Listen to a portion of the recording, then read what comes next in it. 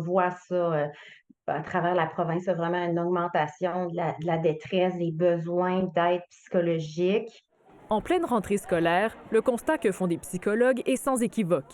Les besoins pour des services en santé mentale chez les jeunes augmentent, mais les ressources, elles, ne suivent pas. C'est certain que c'est inquiétant s'il manque de services, parce qu'on a tous à cœur l'éducation puis la santé de nos enfants.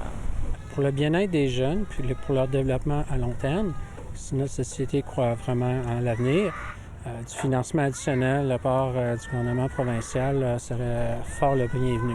Au CHU Sainte-Justine à Montréal, la liste d'attente pour voir un psychologue a explosé depuis 2020-2021.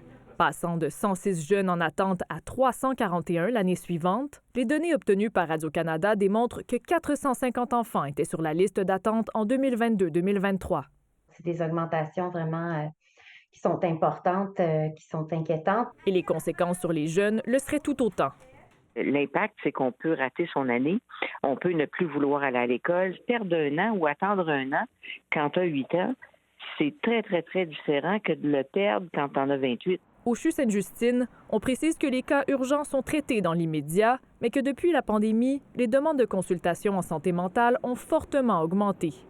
Il y a eu des structures familiales qui ont beaucoup souffert, l'absence scolaire aussi, donc il y a énormément d'adaptation qui a été demandée aux jeunes depuis la pandémie.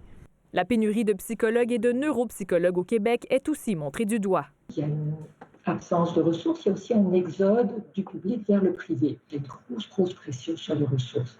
Alors, je pense qu'il va falloir être créatif.